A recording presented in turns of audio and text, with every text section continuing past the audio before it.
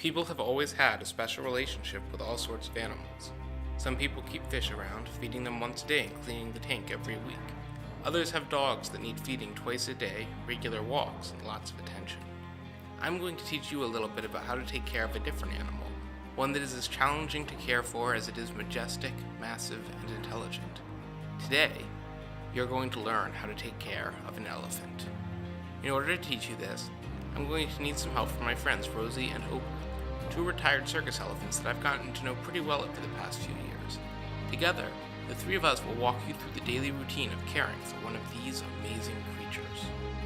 They are both female Asian elephants, members of the species Elephas maximus, not African elephants, Loxodonta africana. There are a lot of ways you can tell them apart. For example, you can see that Rosie and Opal both have no tusks, whereas an African female would. We'll talk about a few other differences between them as we go. Rosie and Opal aren't too big as far as elephants go. They only weigh 8,000 pounds each. An African male could easily weigh thousands of pounds more. With all of that weight on their bodies, they are prone to all sorts of injuries. They both have nerve damage to their front left leg. It's damage to the nerve running over their shoulder blades, which is called suprascapular nerve damage, and it prevents them from being able to bend that joint properly. One of the more noticeable problems that they've developed is that Rosie has a problem with her trunk. She has something called a paresis of her trunk, which means she can't use all of the muscles in it, which means she always needs a little bit more attention. Let's take a look at a day of elephant care, one job at a time. The day of an elephant handler starts pretty early, because elephants don't sleep too much. In the wild, they sleep as little as 4 to 6 hours a day, spending the rest of the time gathering food. Here, they sleep a little longer because we bring the food to them. In the wild, they'll sleep standing up, but here they'll lie down to sleep because they're a bit older and they don't have full mobility in their legs. Despite this, they can get up on their feet in seconds, especially if they see any food. Once they get up, they make short work of their hay and water, eating and drinking their fill. Opal can pick up the food with her trunk and place it directly in her mouth, but Rosie needs to throw it up there. In addition to hay, we supplement their diet with a number of additives for nutritional and medicinal purposes. Now, this right here is one of their medications. There are a few different things in there actually. One ingredient is beet pulp, and that's for their digestive system, but there are a few other things in there as well, including chondroitin and glucosamine.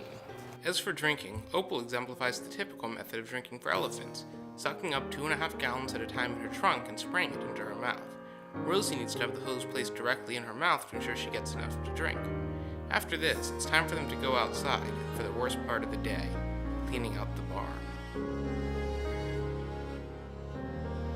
One of the hardest parts of taking care of an elephant is maintaining their feet, and as soon as they finish eating, it's time to get to work on that. Now this right here is an elephant's foot.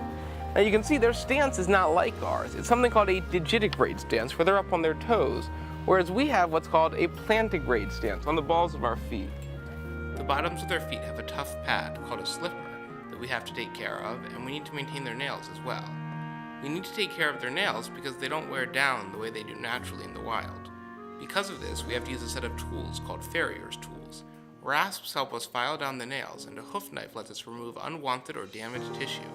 You can think of this as an elephant pedicure. We also use foot soaks of Epsom salts and iodine to prevent and to treat infections. Once this is done, and they have a chance to finish up another bale of hay, it's time to take care of their skin.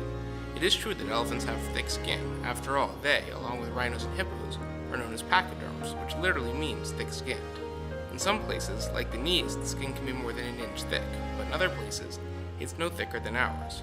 Just like us, they have to worry about sunburn and bug bites. Normally, they cover themselves in dirt and mud for protection, but it isn't always enough, especially for Rosie.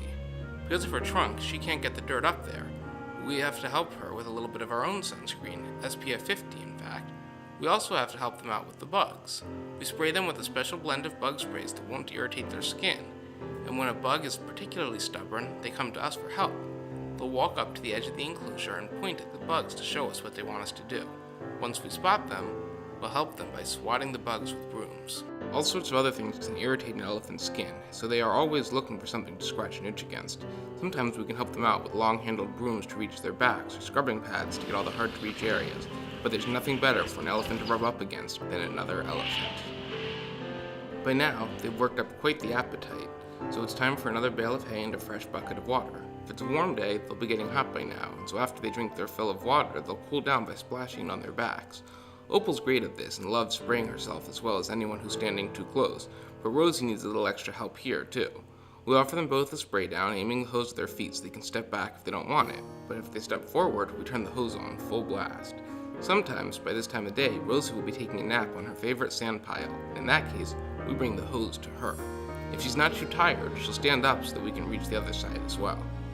Once they're both wet, we'll follow up the water with a nice dust bath. Even though we shower them thoroughly every single day, they never stay clean for long. A happy elephant is a dirty elephant. Covering themselves in water and dirt isn't the only thing they do to cool off. They also use their ears to help radiate excess heat. The ears are full of blood vessels, and by shunting more blood into them, the elephants can cool off much faster. This is why the African elephant has evolved much bigger ears than the Asian elephant. It lives in a much hotter climate. After they cool off and have had a chance to get some more hay, it's time for their exercise, both physical and mental. To get them to exercise, we need two things, a target pole and treats. They know that if they touch the target as instructed, they will be rewarded, and so we can use it to get them to do all sorts of exercises. By holding it up, we get both of them to stretch their injured legs as far as they can, and we can help Rosie practice lifting her trunk. Think of it as elephant yoga. Walking around the enclosure with the target, we can induce them to get some walking in, which helps keep their joints in good shape. Now you can see right here she's demonstrating just how dexterous that trunk is, and you can see the way she uses the tip of that finger as an opposable digit. As Asian elephants, Rosie and Opal only have one such finger, but African elephants have two. It's a muscular hydrostat, a structure lacking bones and containing more than 150,000 muscles. After we finish the target training, we walk them back and forth over large logs, forcing them to swing their legs through a full arc, which helps improve their maneuverability. We also have a number of activities that we do to keep their minds busy and healthy. One of the things that we do is called object differentiation, where they are instructed to touch specific objects based on our instructions. By forcing them to associate the verbal command with both a specific object and a specific gesture, we provide them with a stimulating challenge. Elephants are extremely smart animals, and as a result, their mental and emotional health is very important. Since they're such food-motivated animals, activities that allow them to work for their food provide them with a great deal of entertainment. For their hay, this can be accomplished by placing it in a cargo net, encouraging them to slowly work it out bit by bit. And this right here is one of Opal's favorite toys. It's a ball with holes cut in it, and it's filled with carrots and other treats. And you can see the reason we have to fill it with food is that that's really the only way to keep an elephant interested. Elephants live in these complex matriarchal herds with very intricate social relationships, and so we have to manage them not just as individuals, but also help manage the interactions between them. Not only are they among the only animals that can recognize themselves in a mirror, but they are also tool formers and tool users, modifying sticks to meet their needs, whether that's digging up a tasty root or scratching an itch. With their exercise completed, it's time for them to receive their medical treatments, but only after, you guessed it, some more hay. Now we have a wide range of therapies that we use for them. We do hydrotherapy on them, we do therapeutic ultrasound. We have a therapy called shortwave diathermy, where we actually heat up their joints from the inside out using radio waves. And we also do several times every week acupuncture on them. We administer therapeutic ultrasound to their feet, helping to minimize scar tissue and inflammation. By now, we're almost at the end of the day, and it's time for the girls to go back inside, something they'll indicate by standing at the door to the barn and waiting for us to open it. Once inside, it's time for a few more bales of hay and a few more gallons of water, until they lie down and go to bed, no earlier than 11 p.m. So that's what goes into taking care of an elephant for a day, and it's hard work, but you don't have to take my word for it. My name is Valerie Severe. I've been here since 2011 and in the elephant program since 2012. The hardest part of the job is realizing that there's a lot of self-sacrifice. You don't have the same social life as everybody else, and on top of that, the weather can be unforgiving. Sometimes you have bad rainstorms and you fix the yard all up, and then the elephants will dig it up for you the next day, or very hot weather or stormy weather. So we have to battle the elements a little bit, but that's about it. The most rewarding part is talking to the guests and seeing them being inspired by the elephants and being with the elephants themselves. Being a part of their world and enriching their lives is extremely rewarding. So now you know that not only is it a tough job, but a rewarding one too. After all, who else gets to spend day after day in the presence of these amazing animals?